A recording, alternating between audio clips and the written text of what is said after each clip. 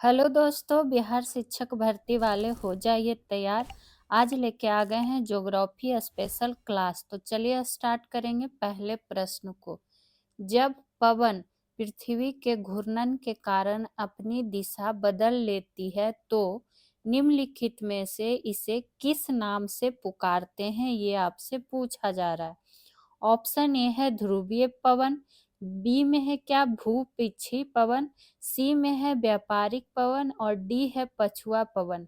तो अगर इसके आंसर की बात करें तो क्या हो जाएगा, भू विक्षेपी पवन, ऑप्शन नंबर बी, जिसे अंग्रेजी में जियोट्रॉपिक वाइंड्स भी बोला जाता है।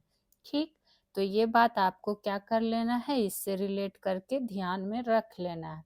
वहीं अगर बात करें व्यापारिक पवन, जो कि ऑप्शन नंबर सी में दिया हुआ है, तो इससे आप ध्यान रख सकते हैं कि यह एक कैसा पवन है, तो यह एक अस्थाई पवन है। कैसा पवन है, तो अस्थाई पवन है। ठीक, वहीं अगर बात करें, आपसे एक प्रश्न काफी बार पूछ लिया जाता है, ध्यान रखिएगा, एक पॉइंट क्या लिख लीजिएगा कि पश्चिम चीन में लोएस का मैदान, किसका मैदान, तो लोएस का मैदान जो है पवन द्वारा निर्मित मैदान है। क्या है, पवन द्वारा निर्मित मैदान है। ये प्रश्न कई बार पूछ लिया गया है, तो इसको आप ध्यान रख लीजिएगा। ठीक है, वहीं पवन की जब बात आई है तो पवन यानी पवन का सेंस क्या हो गया कि वायु की गतिशील अवस्था। कैसी अवस्था, तो वायु की गतिशील अवस्था को ही क्या कहा जाता है, पवन कहा जाता है।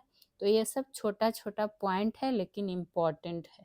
ठीक, उसी तरह से अगर आपसे पूछ लिया जाए, जैसे कि दिया हुआ है ऑप्शन नंबर ए ध्रुवीय पवन, इसका आंसर क्यों नहीं हुआ, क्योंकि ये जो है ध्रुवीय पवन की अगर हम बात करें तो ये जो है पवने ध्रुवीय उच्च दाब से उच्च दाब क्षेत्रों से, ध्यान रखिएगा कि उपध्रुवीय निम्न दाब क्षेत्र की ओर चलती है। ठीक, और इसकी दिशा पर कोरियोलिस बल का क्या होता है, प्रभाव होता है। ये आप ध्यान रख सकते हैं।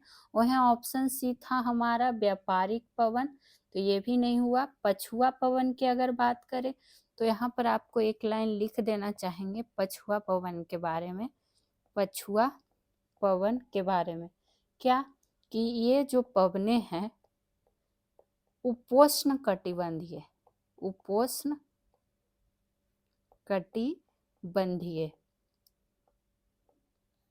उच्च दाब क्षेत्रों से जिसके बारे में आपसे पूछ लिया जा सकता है, उपध्रुवीय निम्न दाब क्षेत्रों की ओर चलती है, निम्न दाब क्षेत्रों की ओर चलती है। ठीक है, तो ये आप इसमें ध्यान रख सकते हैं। चलिए आगे के प्रश्न पे चर्चा कर लेते हैं। दूसरे नंबर प्रश्न, किस देश की समाचार एजेंसी, क्या पूछा जा रहा है कि क्योडो है। ध्यान रखिएगा, ये ऐसे प्रश्न एक मिल ही जाते हैं जो कि करेंट और ज्योग्राफी दोनों की दृष्टि से महत्वपूर्ण है। तो इसका जो राइट आंसर हो जाएगा ऑप्शन नंबर सी, यानी कि जापान की अगर बात करेगा समाचार एजेंसी तो क्या हो जाएगा, क्योडो हो जाएगा। ठीक, उसी तरह से अगर पूछता कि इटली किसका, मतलब पूछ ले कि जैसे किस देश की समाचार एजेंसी क्योडो है, तो जान गए जापान का। उसी तरह से इटली की समाचार एजेंसी पूछ ले तो इटली की समाचार एजेंसी का नाम तो ध्यान रखिएगा अंसा, क्या हो जाएगा, अंसा। ठीक, उसी तरह से आप ध्यान रख सकते हैं और किसका ध्यान रखिएगा, अगर आपसे फ्रांस का पूछे तो फ्रांस का क्या हो जाएगा, AFP। वहीं अगर आपसे पूछ लिया जाता मिस्र का तो तो मिस्र का ध्यान रख लीजिएगा, मेना। क्या हो जाएगा? मेना। और ये तो हो गई समाचार एजेंसी की बात। मुद्रा भी कुछ कुछ का पूछ लेता है, जो कि कई बार आपको बताएं। उसी तरह से राजधानी पूछ लेता है। जैसे अगर आपसे पूछ दे फिलीपींस की राजधानी, जो पूछ लिया जाता है, तो फिलीपींस की राजधानी की अगर बात करें तो क्या हो जाएगा? मनीला। मनीला, ठीक। उसी तरह से अगर आपसे पूछ ले कि डेनमार्क की राजधानी, डेनमार्क की राजधानी, तो कोपनहेगन। चूंकि आपसे भारत की राजधानी तो पूछेगा नहीं, तो कुछ ऐसा पूछेगा जो आप भूल सकते हो, तो ऐसे को ध्यान रखिएगा, ठीक। उसी तरह से अगर आपसे पूछ दे किसका राजधानी आइसलैंड का, तो आइसलैंड का, तो तब क्या ध्यान रखना है आपको? रेकजाविक। मिलान के रूप में भी पूछ लिया जाता है। एक और ध्यान रख सकते हैं, चूंकि रिपीटेड है बहुत बार, कि अल्बानिया की राजधानी, अल्बानिया की, तब क्या हो जाएगा? तो ध्यान रखिएगा, तिराना। तो समाचार एजेंसी के साथ साथ ही हम लोग राजधानी पे भी चर्चा कर लिए। चलिए तीसरे नंबर प्रश्न पे बढ़ते हैं। भारतीय वन सर्वेक्षण यानी कि फॉरेस्ट सर्वे ऑफ इंडिया का मुख्यालय कहाँ है? ये आपसे पूछ लिया जा रहा है। तो ध्यान रखिएगा, ये है देहरादून में। कहाँ हो जाएगा? तो देहरादून में। उसी तरह से आप ध्यान रख सकते हैं, शिमला से जरूर याद रखिएगा कि यहाँ आपको मिलेगा भारतीय आलू। चूंकि आलू तो बहुत खाते हैं, तो आलू अनुसंधान केंद्र कहाँ है, ये बात भी आपको पता होना चाहिए। तो भारतीय आलू अनुसंधान केंद्र जो है शिमला में अवस्थित हो जाएगा, ठीक। उसी तरह से आपसे जो पूछ लिया जाता है बराबर, तो ध्यान रखिएगा केंद्रीय चावल का, चावल अनुसंधान केंद्र, अनुसंधान केंद्र, ठीक। तो वो कहाँ हो जाएगा? तो कटक में हो जाएगा। कहाँ हो जाएगा? कटक में। अगर आपसे पूछ दे कि केंद्रीय तंबाकू, तंबाकू अनुसंधान संस्थान, अनुसंधान संस्थान कहाँ है, तब कहाँ है? राजमुंद्री में, आंध्र प्रदेश का राजमुंद्री में। ये ध्यान रख लीजिएगा, क्योंकि ये सब बार बार रिपीट होते रहते हैं। उसी तरह से एक और ध्यान रख सकते हैं, केंद्रीय नमक अनुसंधान केंद्र, नमक अनुसंधान केंद्र, तो ये कहाँ हो जाएगा? भावनगर। भावनगर कहाँ? तो गुजरात का भावनगर। तो एक एक पॉइंट आपको लिखते हुए चलना है। आगे की प्रश्न पे चर्चा कर लेते हैं। चौथा नंबर प्रश्न होगा, तमिलनाडु में जाड़ों में वर्षा क्यों होती है? तमिलनाडु के बारे में पूछा जा रहा है, ठीक है। तो ये क्यों होती है? उत्तर पूर्व मानसून से हो जाएगा। तो ऑप्शन नंबर सी होगा इसका राइट आंसर। आप इस तरह से लिख सकते हैं पॉइंट को कि तमिलनाडु में, तमिलनाडु में उत्तर पूर्व, उत्तर पूर्व मानसून के, मानसून के लौटने के क्रम में, लौटने के क्रम में नीलगिरी पर्वत, कौन सा पर्वत? तो नीलगिरी पर्वत से टकराकर, टकराकर क्या होती है? जाड़े में वर्षा होती है, जाड़े में वर्षा होती है। तो ये बात आप इसमें नोट डाउन कर सकते हैं, ठीक है। वहीं अगर बात करें अगले पॉइंट की इसमें, तो ध्यान रखिएगा कि भारत में 80%, कितने प्रतिशत? तो 80% से भी अधिक वर्षा जो है, अधिक वर्षा की अगर हम बात करें तो ये दक्षिण पश्चिम मानसून से होता है। किससे होता है? तो दक्षिण पश्चिम मानसून से होता है, ठीक। तो ये बात भी आपको पता होना चाहिए। वहीं आप इसमें एक पॉइंट ये नोट डाउन कर सकते हैं कि शीतकाल में, शीतकाल में भारत के, भारत के उत्तर पश्चिमी भाग में, उत्तर पश्चिमी भाग में वर्षा जो है किसके कारण होती है? तो ये होती है पश्चिमी विक्षोभ के कारण, पश्चिमी विक्षोभ से होती है। और ये प्रश्न भी कई बार पूछ लिया जाता है। ठीक है, चलिए आगे की प्रश्न पे चर्चा कर लेते हैं, जो कि होगा आज के क्लास का 5वां नंबर प्रश्न। मीनबाक्कम, ध्यान रखिएगा नाम, मीनमबाक्कम अंतर्राष्ट्रीय हवाई अड्डा किस राज्य में है, ये आपसे पूछा जा रहा है। तो ये जो हवाई अड्डा है चेन्नई में यानी कि तमिलनाडु में अवस्थित हो जाएगा। ठीक है, इसका ये हो जाएगा राइट आंसर। उसी तरह से आप एक पूछ लिया जाता है दमदम, यानी कि नेताजी, नेताजी किनको बोला जाता था? सुभाष चंद्र बोस जी को। तो आपसे पूछ लेगा कि दमदम हवाई अड्डा, ठीक, यानी कि सुभाष चंद्र बोस की बात हो रही है कि हवाई अड्डा इनके नाम से जो है कहाँ अवस्थित है?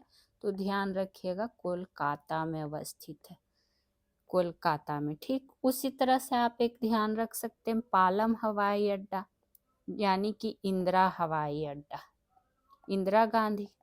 ठीक, चूंकि ये सब नाम बहुत लोकप्रिय नामों में से एक है और महत्वपूर्ण भी है, तो पूछ लिया जाता।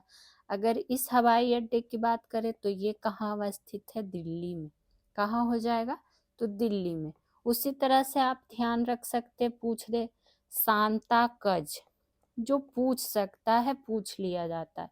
सांताकज अंतर्राष्ट्रीय हवाई अड्डा कहाँ स्थित है? तो इसको क्या ध्यान रखना है? मुंबई में स्थित है।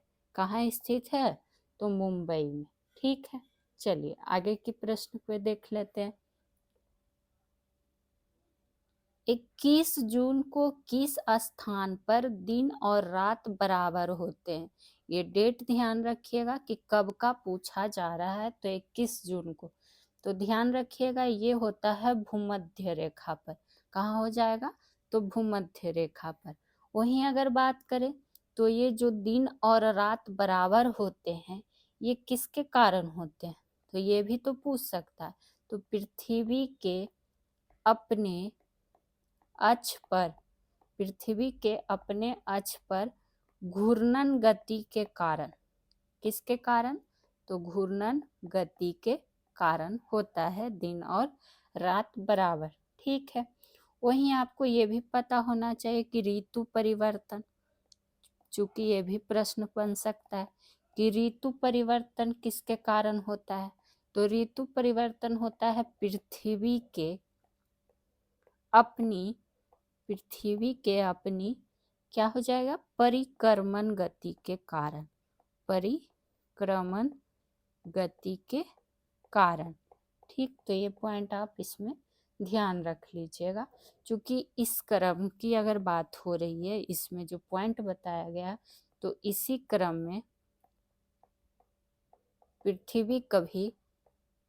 पृथ्वी जो है कभी सूर्य से क्या होगा? समीप, या फिर क्या होता है? काफी दूर होती है, काफी दूर होती है। तो ये भी आपको ध्यान रखना होगा। वहीं बात करें कि पृथ्वी का नीला ग्रह किस क्यों कहा जाता है उसको, तो ये भी पता होना चाहिए कि जल की उपस्थिति के कारण, जल की उपस्थिति के कारण पृथ्वी को क्या कहा जाता है? नीला ग्रह कहा जाता है, नीला ग्रह कहा जाता है। तो एक साथ एक प्रश्न में कितने सारी चीजों को कारण हम लोग जान गए। चलिए 7 नंबर पे चर्चा कर लिया जाए। किस देश के गुप्तचर संगठन का नाम क्या है? बॉस है। देखिए ऐसे प्रश्न है जो करेंट और ज्योग्राफी दोनों की दृष्टि से महत्वपूर्ण होंगे। तो ये कहाँ किसका पूछा जा रहा है? बॉस। तो बॉस कहाँ? ये हो जाएगा दक्षिण अफ्रीका का। कहाँ का?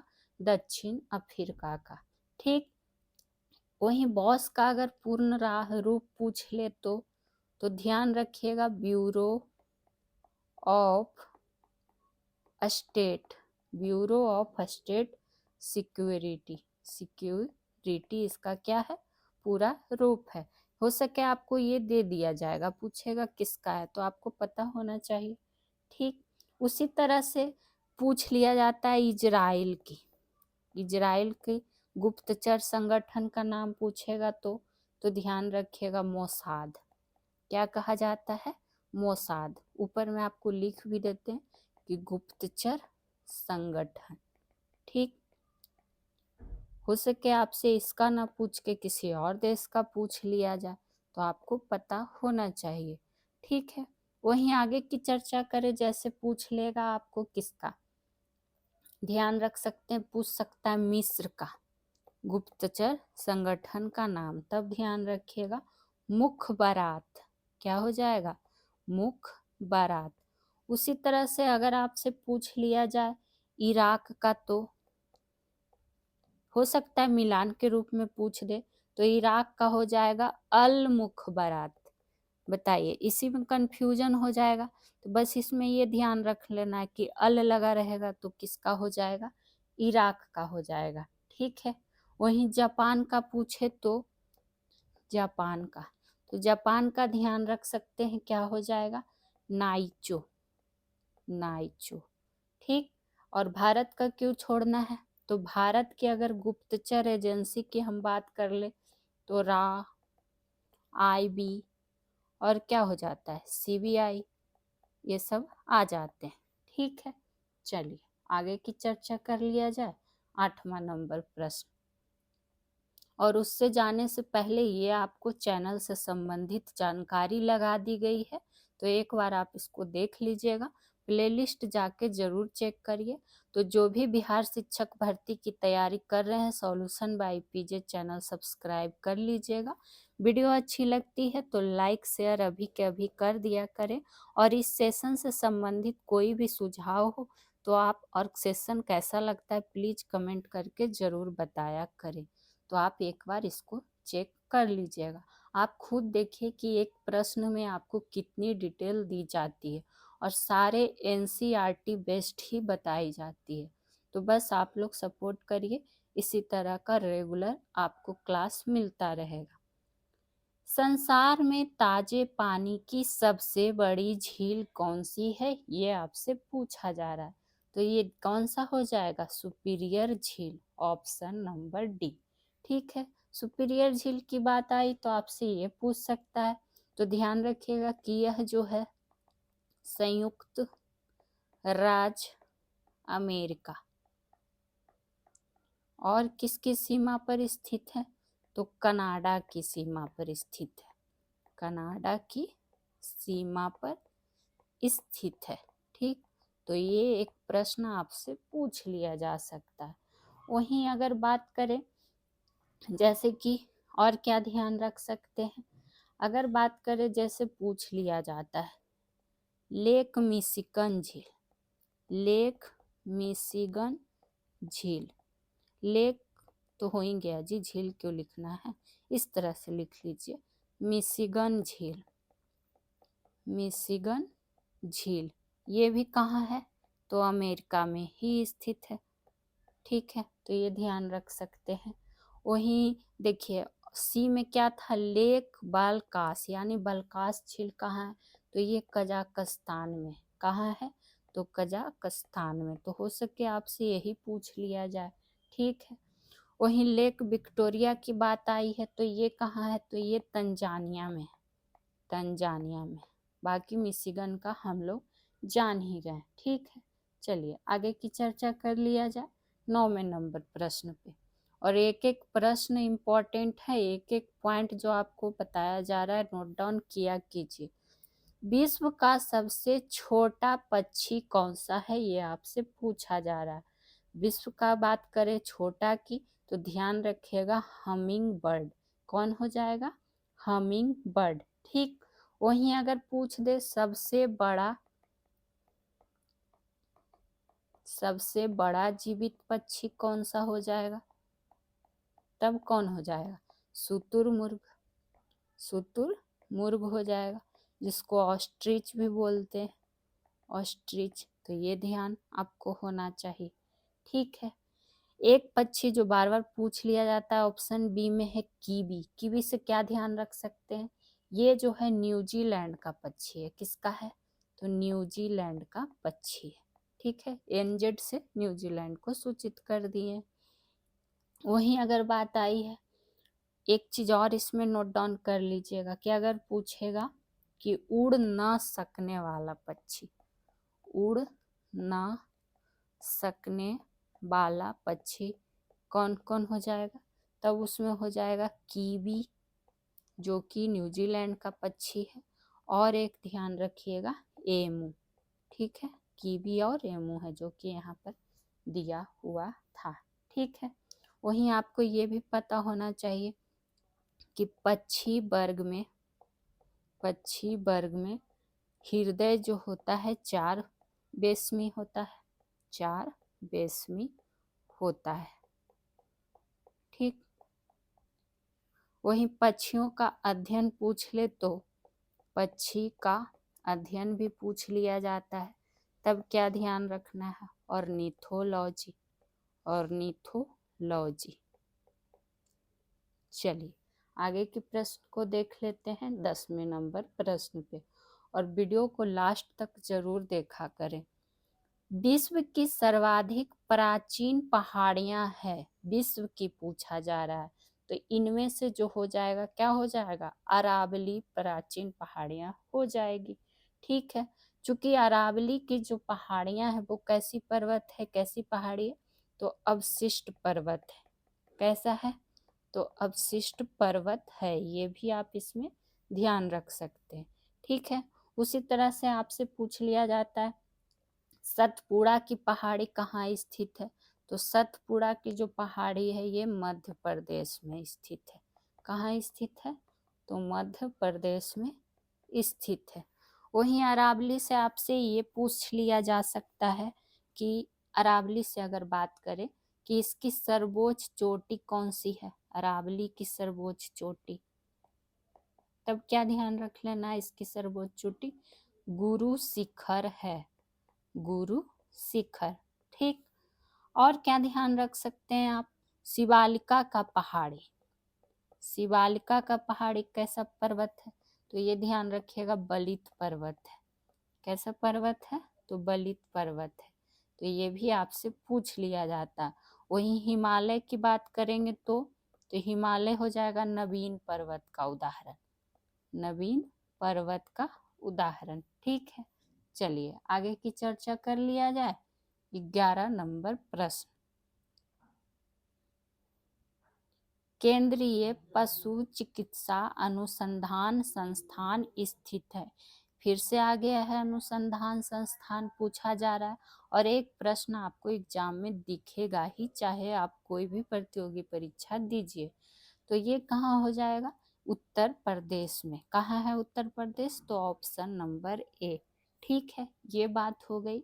वहीं आप ये भी ध्यान रख सकते हैं साथ ही साथ कि उत्तर प्रदेश के कहाँ, तो बरेली में, इज्जत नगर बरेली में। ठीक है, चलिए आगे की अगर हम चर्चा कर ले तो जैसे हरियाणा में क्या है ये भी पूछ लिया जा सकता है। तो हरियाणा में ध्यान रखिएगा राष्ट्रीय अश्व, क्या हो जाएगा, राष्ट्रीय अश्व यानी कि घोड़ा की बात हो रही, अनुसंधान केंद्र। चूंकि पशु चिकित्सा की बात आई थी तो इसका भी ध्यान रख लेना है। तो ये कहाँ हो जाएगा, हरियाणा हिसार में, हरियाणा का हिसार में। ठीक, उसी तरह से आप एक और ध्यान रख सकते हैं, पूछ देगा कि केंद्रीय बकरी अनुसंधान केंद्र, बकरी अनुसंधान केंद्र। ठीक, तब ये कहाँ हो जाएगा, ये भी यूपी में ही हो जाएगा, यानी कि उत्तर प्रदेश के मखदूम में। ठीक, तो ये जानकारी आपको लिखते चलना है। वहीं अगर बात करें हरियाणा से, एक चीज और ध्यान आ गया कि राष्ट्रीय डेयरी, काफी बार पूछा जा चुका है, राष्ट्रीय डेयरी अनुसंधान संस्थान, ये कहाँ है, तो ये भी हरियाणा, यानी कि हरियाणा के कहाँ, करनाल में स्थित है, करनाल में स्थित है। चलिए आगे की ओर बढ़ जाते हैं 12वें नंबर प्रश्न पर। निम्नलिखित में से कौन सा कथन सही है पूछा जा रहा है आपसे। तो इसके लिए हमें चारों ऑप्शन पढ़ना होगा। कॉफी की अपेक्षा चाय अधिक ऊंचाई पर उगाई जाती है, तो ऊंचाई महत्वपूर्ण नहीं है। ये अगर बात करें तो यहाँ पर चाय अधिक ऊंचाई पर उगाई जाती है, इसलिए ये गलत हो गया। कॉफी बहुत, चाय कम ऊंचाई पर उगाई जाती है। क्या दिया है? कॉफी बहुत, चाय कम ऊंचाई पर उगाई जाती है, तो ये भी गलत दिया हुआ है। हमें उपयुक्त आंसर एकदम खोजना है, यानी कि एप्रोप्रिएट आंसर। ऊंचाई महत्वपूर्ण नहीं है, कॉफी के लिए छाया का फैक्टर क्या है? महत्वपूर्ण है। वहीं सभी कथन गलत है, तो नहीं, ऑप्शन नंबर सी जो दिया हुआ है बिल्कुल सही है कि ऊंचाई महत्वपूर्ण नहीं है, बल्कि कॉफी के लिए जो छाया का फैक्टर होता है वो महत्वपूर्ण है। ठीक है। वहीं चाय की बात आई है, तो बताइए चाय किसको नहीं पसंद है? वैसे लोग ही होंगे कुछ लोग जिनको नहीं पसंद होगा चाय, कॉफी तो अधिकांश लोग पीते हैं। वहीं अगर बात करें, आपसे पूछ लिया जाता है कि भारत में सर्वाधिक चाय का उत्पादन किस राज्य में होता है? तो ध्यान रखिएगा, असम में। काफी बार पूछा हुआ प्रश्न है। ठीक है। उसी तरह चाय जान लिए, तो कॉफी को क्यों छोड़ना है? कॉफी का पूछेगा तो कि कॉफी का भारत में सर्वाधिक उत्पादन तब किस राज्य में हो जाता है? तब हो जाता है कर्नाटक में। ठीक है। और नीलगिरी की पहाड़ी पर भी चाय और कॉफी की खेती की जाती है, ये आपको कई बार बताए भी। 13 नंबर पर चलते हैं सीधे। प्यूर्टो रिको खाई निम्नलिखित में से किस महासागर में स्थित है? ये आपसे पूछ लिया जा रहा है। ठीक है। पहला है आर्कटिक महासागर, दूसरा है हिंद महासागर, तीसरा है अटलांटिक महासागर और चौथा है प्रशांत महासागर। नाम थोड़ा ध्यान रखिएगा, प्यूर्टो रिको खाई। तो इसकी बात जब आती है तो ये अटलांटिक महासागर में स्थित है। कहाँ हो जाएगा? अटलांटिक महासागर में। और इसकी अगर हम गहराई की बात करें कि कितना गहराई है खाई की, तो ध्यान रखिएगा 8392 मीटर गहराई है। कितना हो जाएगा? 8392 मीटर। उसी तरह से चलिए कुछ और खाई का जानते हैं कि कौन महासागर में है। हो सके आपसे ये ना पूछकर कोई और पूछ दे इन्हीं में से। तो जैसे पूछ लिया जाता है मेरियाना खाई की जगह आपको गर्त भी लिखा हो सकता है। ठीक है। तो मेरियाना गर्त की बात करेंगे तो ये कहाँ हो जाएगा? प्रशांत महासागर में। प्रशांत महासागर में। ठीक। उसी तरह से अगर आपसे पूछ ले टोंगा खाई या टोंगा गर्त, तो ये भी हो जाएगा प्रशांत महासागर में। प्रशांत महासागर में। ठीक है। चलिए आगे की चर्चा कर लेते हैं। पूछ लेता है सुंडा गर्त कहाँ है? तो ये हो जाएगा पूर्वी हिंद महासागर। ऐसे प्रश्न आपको जोड़े के रूप में दे देगा कि किसका मिलान सही है किसका गलत, तो आपको पहले पता होना चाहिए। एक ध्यान रख सकते हैं मिंडनाओ, क्या? तो मिंडनाओ गर्त, तो ये कहाँ से हो जाएगा? ये भी प्रशांत महासागर से। एक गर्त लास्टली ध्यान रख सकते हैं, कौन सा पूछा जाता? रोम से गर्त किस महासागर में? तो दक्षिणी अटलांटिक महासागर। ठीक है। आशा करते हैं आप लोग नोट डाउन करते होंगे। चलिए आगे की ओर बढ़ेंगे 14 नंबर प्रश्न पे। बुश बेल्ट घास स्थल पाए जाते हैं, यानी कि कहाँ पाए जाते हैं? तो ध्यान रखिएगा ये पाए जाते हैं दक्षिणी अफ्रीका में। कहाँ हो जाएंगे? तो दक्षिणी अफ्रीका में। वहीं आपको हम कई बार बता चुके हैं कि घास भूमि की जब बात आती है तो इसको क्या है, 2 वर्गों में बांटा गया है। कितने वर्गों में? तो 2 वर्गों में। 2 वर्ग कौन सा? पहली बात कर लेंगे उष्ण कटिबंधीय घास। उष्ण कटिबंधीय घास, ठीक है। जो रेगुलर सेशन देखते होंगे उनको पता है कि कई बार डिटेल में हम बता चुके।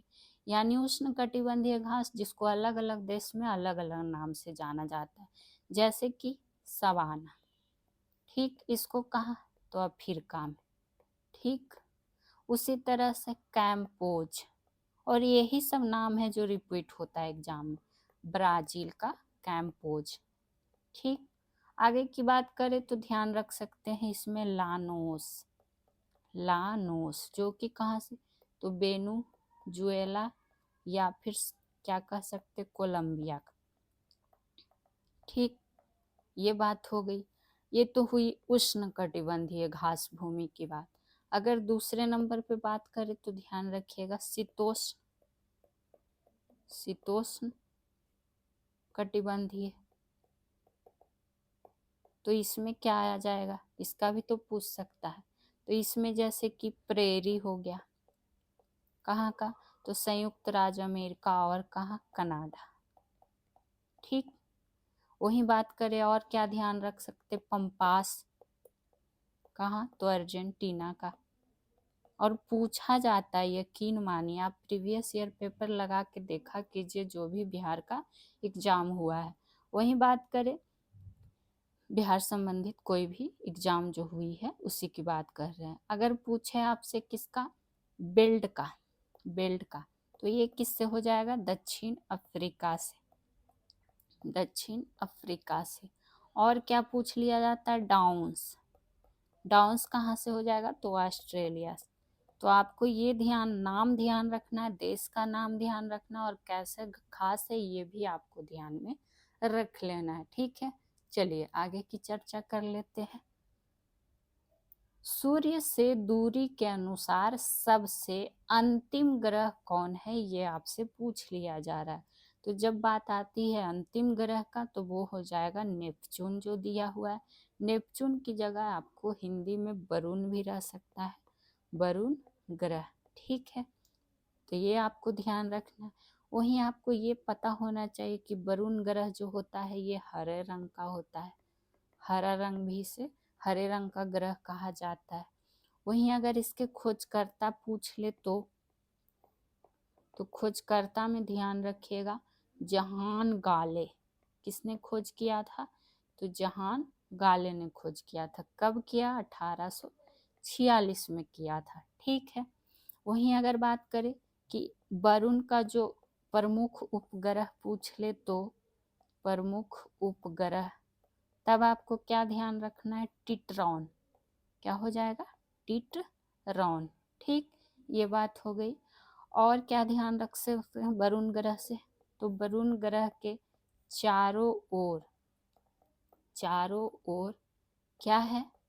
अति शीतल, अति शीतल किसका बादल छाया हुआ है? तो मीथेन का बादल छाया हुआ है, मीथेन का बादल छाया हुआ है, ठीक है। चलिए आगे के प्रश्न को देख लेते हैं। 16 नंबर प्रश्न, मानचित्र में पर्वत और पहाड़ को दर्शाया जाता है किस रंग से, ये आपसे पूछा जा रहा है। तो आप लोग मानचित्र देख के भी याद कर लीजिएगा कि किसको किस रंग से। यहाँ आपसे पर्वत और पहाड़ पूछ रहा है तो ध्यान रखिएगा पर्वत और पहाड़ लाल रंग से दर्शाया जाता है। उसी तरह जब बात आई है मानचित्र की ही तो इसमें आप ध्यान रख लीजिएगा लाल रंग से तो जान गए। अगर रहे ब्लू रंग, ब्लू रंग से क्या दर्शाया जाता है? तो ये नदी और समुद्र को, किसको? नदी और समुद्र को।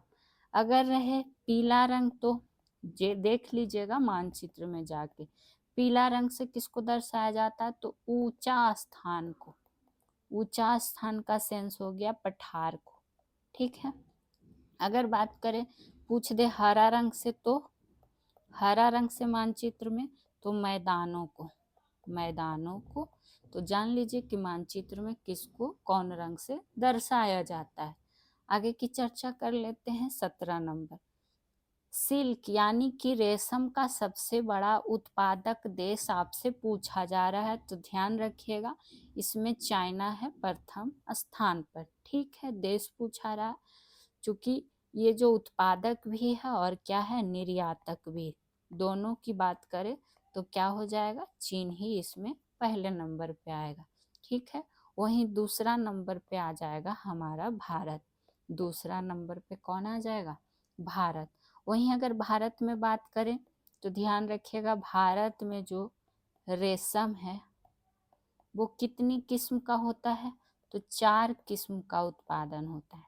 कितने का, 4 किस्मों का उत्पादन होता है। वो 4 किस्म भी आप ध्यान रख सकते हैं, एरी, सहतूत, तसर और क्या हो जाएगा, मूंगा। हो सके आपको इस तरह से दे दे कि इनमें से कौन नहीं है, तो पहले आपको पता होना चाहिए कि कौन सा है। एक प्रश्न रेशम से और पूछ लिया जाता है कि केंद्रीय रेशम अनुसंधान, हालांकि आज हम अनुसंधान बहुत सारी चीज़ों का जाने हैं कि ये कहाँ है, तो ये मैसूर में है। कहाँ, मैसूर, कर्नाटक का मैसूर में।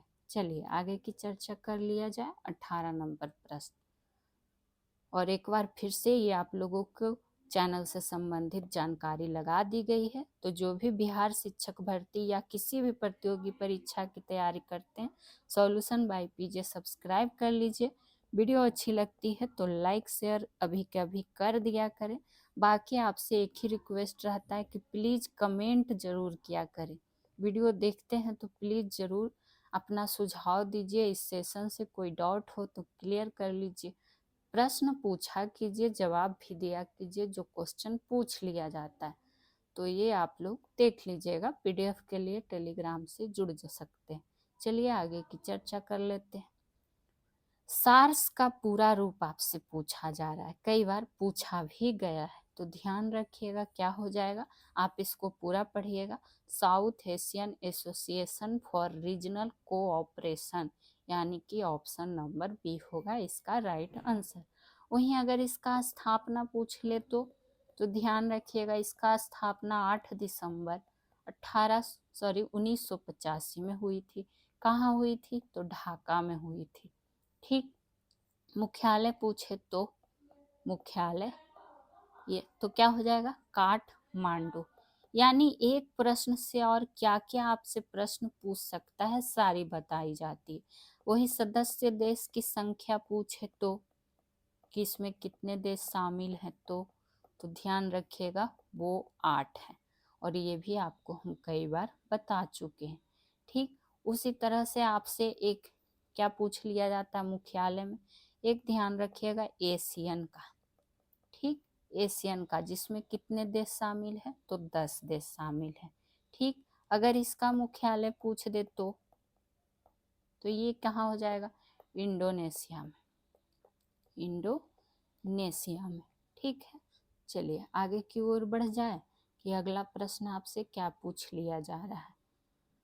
अगला प्रश्न होगा हमारा 19 नंबर, गन्ना की फसल लगभग कितने समय में तैयार की जाती है।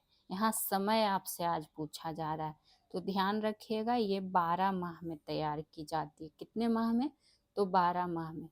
वहीं आपको ये भी पता होना चाहिए कि गन्ना की फसल के लिए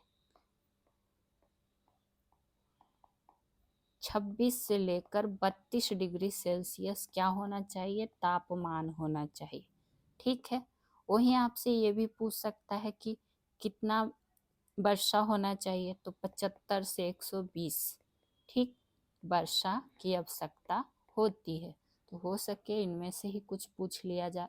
और गन्ना का जन्म भूमि किसे माना जाता है, गन्ना का जन्म भूमि तो ये हमारा प्यारा प्यारा भारत को ही माना जाता है।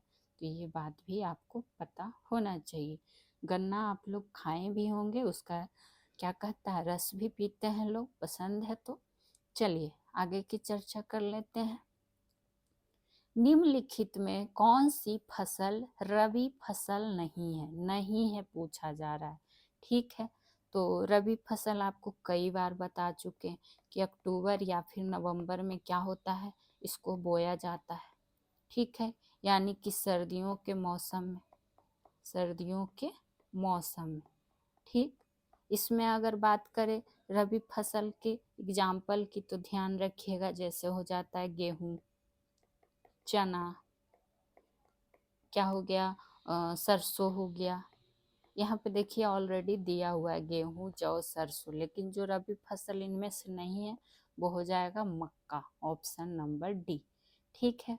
वहीं अगर आपसे पूछे, ध्यान रखिएगा कि विश्व में सबसे अधिक मक्का का उत्पादन जो है किस देश में होता है, तो यूएसए में, यानी कि संयुक्त राज्य अमेरिका में होता है। चूंकि यूएसए में मुख्यतः पशुओं के चारे के रूप में होता है, मुख्यतः पशुओं के चारा में मक्का का प्रयोग होता है, इसलिए इम्पोर्टेंट है। चलिए आगे की चर्चा करेंगे, जो कि आज का अंतिम प्रश्न होने वाला है। विश्व का सर्वाधिक घनी आबादी वाला प्रदेश कौन सा हो जाएगा? तो ध्यान रखिएगा, इनमें से जो हो जाएगा ऑप्शन नंबर ए, दक्षिण पूर्वी एशिया, ठीक है। ध्यान देना है, दक्षिण पूर्वी एशिया। वहीं आप यहाँ पर ये भी ध्यान रख सकते हैं कि विश्व का सर्वाधिक आबादी अगर पूछे किस गोलार्ध में रहता है, तो ये भी ध्यान रखना है, उत्तरी गोलार्ध में। कहाँ रहता है? उत्तरी गोलार्ध में। अगर आपसे पूछ ले कि विश्व की सर्वाधिक आबादी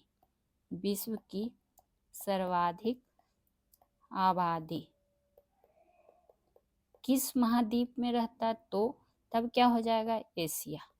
तो हर रूप से आपको ध्यान रख लेना है, ठीक है। वहीं आपको ये भी पता होना चाहिए कि 2011 की जनगणना के अनुसार 2011 के जनगणना के अनुसार भारत में विश्व की जनसंख्या